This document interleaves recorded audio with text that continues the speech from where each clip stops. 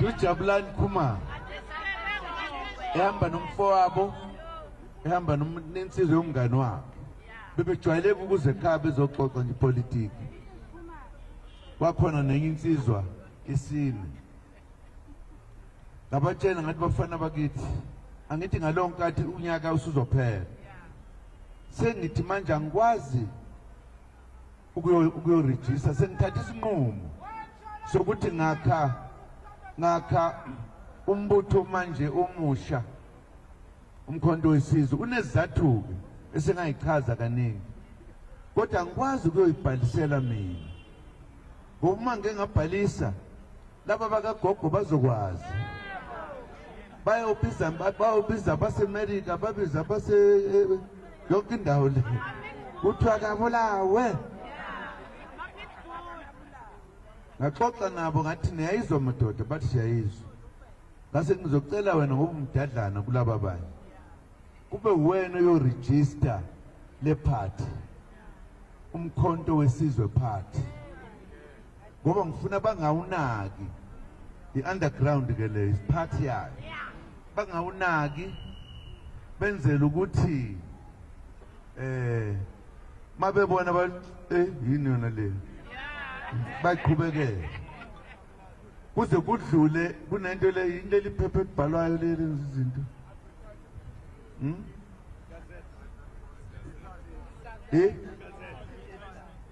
igasela obathi gazette okuye kube yilona elikhishwayo uma ukhala kufanele ukuthi uyothi ubani lobhalela kwigazette bathi noma belibona bethi ukuthiwa ubani Jabulani Khumalo kwenziwa yimina sikhulume savumelana naye ukuthi sokwenza kanjalo hayi kwakuhle ngayiqhubela ngathula nje bathi ukuthi kwilunguzo ubani yena lo kuthiwa hayi uKhumalo wafika wazobika wathi bayabuza ukuthi ubani ngathi thula nje ungakhulumi ngithula nje uma bekuphoqa usho ukuthi hayi mina ngibhalisele mina Khumalo whatever that only uma sebehlupha otshela ukuthi no ugedle ehlekisa Zuma wangithuma okwamanje ithula nje thula uThixo kusingisho lapho uma sesifikile ke endaweni awu eyiphethe kahle kanjani umuntu wabantu ngaleyo nkathi ngixoxa indaba ebika njalo nje sekwenzeke nje ngahamba nomfowabo yanele kwavela ukuthi nansi ivelile lento iyacaca kunomuntu okuthiwa sebeyambhekisisa kwase kuhamba abantu ngixoxela indaba acabanga ukuthi angiyazi thema isivelile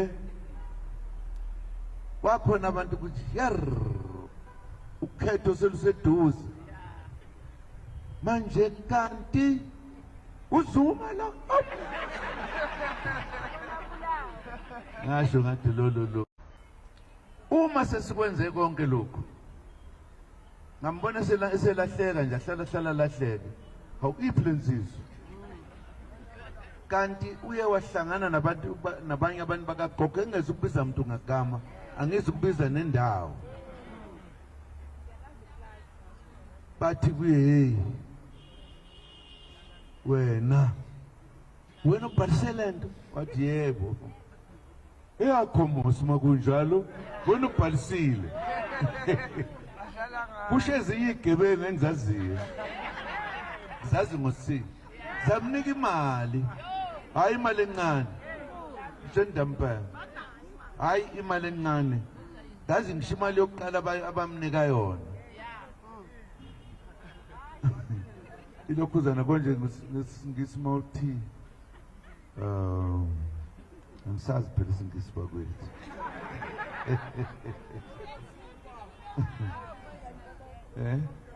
ilapsamu ubani wazi isiZulu ubani wazi isiZulu isigidi niyazi manje kuthiwa isigidi ngesingisi kuthiwa nazoke inobani 00 bamenzela yonke inhlobo yento enhle. Uyabona ke nakishe emzabalazweni babe khona abantu abadayisayo abathengisayo abathengwayo. Akuyona into engajwayelekile leyo. Wayesethi ke hayi i-organization yakhe le yakhe impela uyena wabhalisa lapha unanku umhlolobo nangu umuntu emphendukele eswini njengotshwala. Ileso sizathu ke lesi ngoba ngamiyeka kazi yena ngayazi kudala lento ngahlala nje ngambheka ngazi kahle saze sihamba saya kwenye indawo ngathi ngifika khona umuntu wayephethe uhlelo sekuya ngasekugcineni kwathi hayi ke kuzosukuma uDeputy President I introduce uPresident. Hawu sekukhona uDeputy President manje imene ngakhele lephathi angikazi bekhethwa nini lo muntu kodwa ngathula saze safika endaweni embili phela kuthiwa nje Deputy President ngimbona phela sihamba naso iqolothe shona khona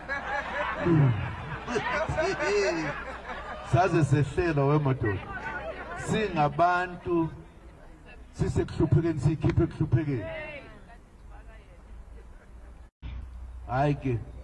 kwabe ke sekonakele wangabe seza emhlanganweni yethu sithi singalashone ngala sithi singalashone ngala sabona sihamba ngekuqobeqobe beyimoto awunanku umhlolo akasakwazi nokuyifihla le mali yakhe ayisebenze ngesinye isikhathi akazi ukuthi kimina angidlali mangibona usihamba ngemoto entsha uyifanela nami nje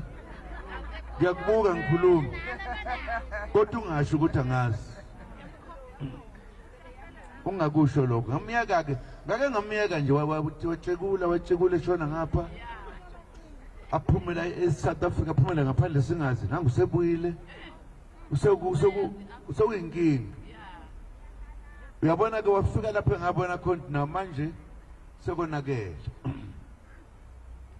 sase sithi ke ngelinye ilanga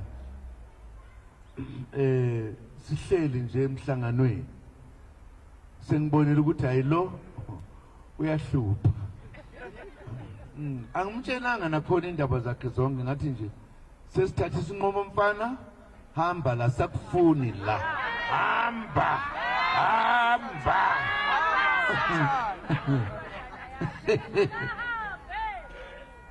ngoba ngiyabona ukuthi akahlakaniphile umthetho wakhe esikhundleni sokuba ihambela idlela imali yakhe wathukuthela ngiyabona bamtshela ukuthi no ubhaliswe wena iphathi yakho le ngezo sethi lo ubaba uzomfuna ukungiphuca ilokhu zani i-organization yami awunanku umhlolo bo isuka lapho lento bese ngenandaba ke nakho konke lokho wasiyosifaka enkantolo